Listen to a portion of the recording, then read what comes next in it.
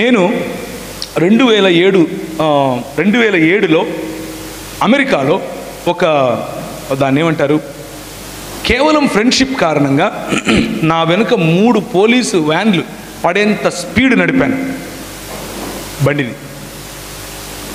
మనం ఎక్కువగా స్పీడ్ వెళ్తే మన దేశంలో మహా అయితే ఇంటికి టికెట్ వస్తుంది, అంతే కదా. కానీ అమెరికాలో అలా కాదు, వెనకల పోలీసు వాళ్ళు పడతారు. కానీ నా ఫ్రెండ్ ప్రోత్సాహం కారణంగా నేను అలా చేశాను.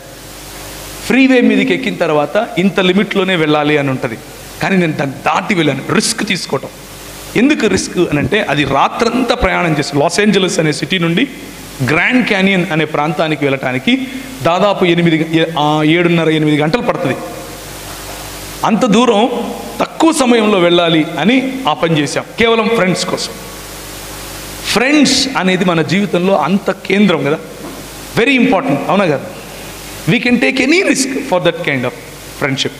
మన స్నేహితుల కోసం మనం ఎంత రిస్క్ అయినా తీసుకుంటాం. కొన్ని ఫ్రెండ్షిప్లు ఎప్పటికీ తగ్గిపోవు. ఏంటి అవి? కొన్ని ఫ్రెండ్షిప్లు చాలా గాఢంగా లేకపోతే చాలా కనిష్టంగా ఉంటాయి. జైలు లాంటి ప్రదేశం, లేకపోతే బాధలు చెప్పుకునేటటువంటి ప్రదేశం. కానీ ప్రతి వ్యక్తికి ఒక్క ఫ్రెండ్ ఉండాలి, ఒక్కడో ఇద్దరో ముగ్గురో. నీ బలహీనతల్లో కూడా నువ్వు ఉన్నది ఉన్నట్లుగా వాళ్ళ ముందు నిలబడగలగటం కోసం.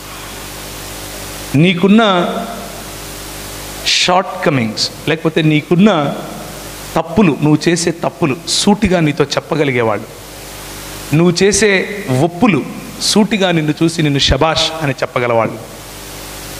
నేను మా తాతను కూడా, ఏం తాత కళ్ళు తిరుగుతున్నాయా అన్నాను అని అంటే దానికి కారణం ఏమిటి అని అంటే ఫ్రెండ్షిప్ మీద ఉన్న నమ్మకం. 10th క్లాస్లో లవ్ అనే పురుగు కుడుతుంది అని చెప్పారు కదా, నాకు కుట్టింది. అది కూడా ఒక ఫ్రెండ్షిప్పే. ఆ ఫ్రెండ్షిప్ 2 వేరు అంటే సమలైంగికుల మధ్య ఉన్న ఫ్రెండ్షిప్ కాదు, 2 వేరు స్త్రీ పురుషుల మధ్య ఉండే ఫ్రెండ్షిప్. నేను కోరుకున్నాను 10వ తరగతిలో.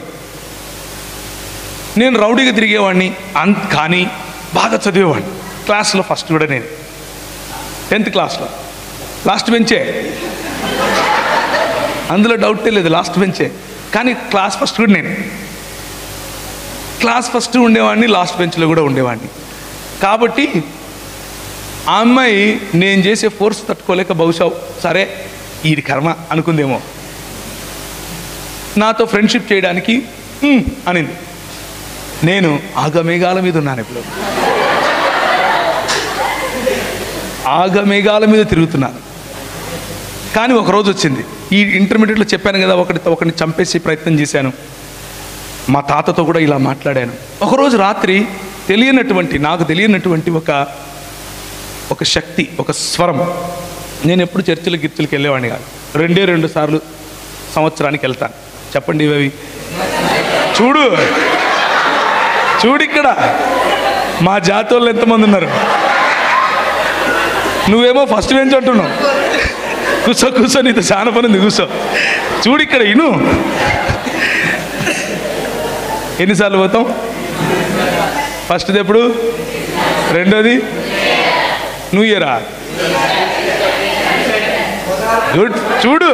Good Friday. ఎందుకు వెళ్తాం గుడ్ ఫ్రైడేకి? రస్నా ఇస్తారా ఇరా? రస్నా తాగడం కోసం వెళ్ళిపోతాం, అవునా కదా. సో రస్నా కోసం వెళ్ళేవాడిని. ఈ 2 తెలుసు నాకు, అంతకు మించి ఏం తెలీదు. క్రిస్మస్కు మా ఊర్లో కేకులు కూడా ఇచ్చేటోళ్ళు కాదు. కొత్త బట్టలు వేసుకుంటే అందరూ చూపించాలి, అంతే. కేకులు ఏం లేవు. కేకులు ఇచ్చేంత వరకు ఉంటే కదా, హలో అని చెప్పి కానుకేసేసి పోయి దోశ తినాలా, అంతేగాని మళ్ళీ కేకులు గీకులేముండవు మాకు. కేకులు మళ్ళీ న్యూ ఇయర్కి ఇచ్చేటోళ్ళు మా ఇంటి, అంటే మా ప్రాంతంలో చెప్తున్నా. సో ఆ మాత్రం క్రైస్తవమే తెలుసు నాకు. మా అమ్మ మమ్మల్ని క్యాథలిక్ కుటుంబం, అంటే క్యాథలిక్ చర్చిలకు తీసుకెళ్ళేది. మేము సంవత్సరానికి ఒకసారి వెళ్ళి గుండు కొట్టించుకొని వచ్చేటోళ్ళం.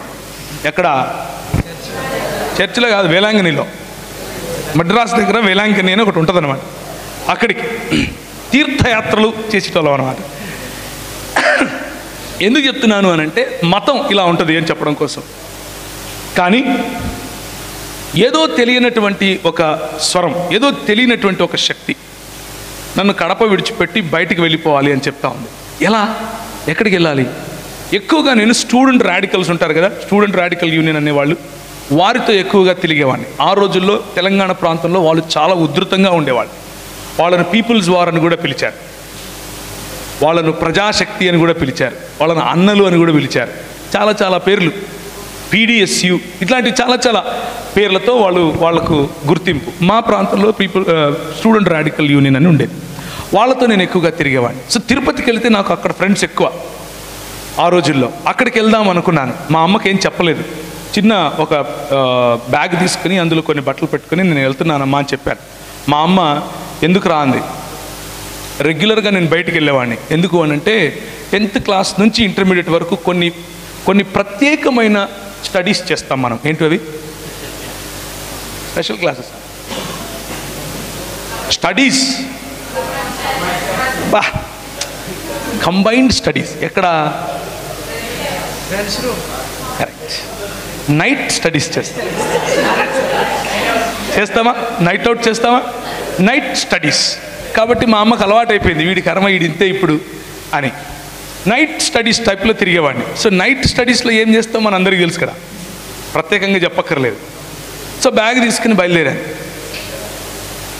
బస్టాండ్కి వచ్చిన తర్వాత తిరుపతి టికెట్ కొనుక్కున్న తర్వాత నాకు హైదరాబాద్ వెళ్ళాలి అన్న ప్రేరేపణ.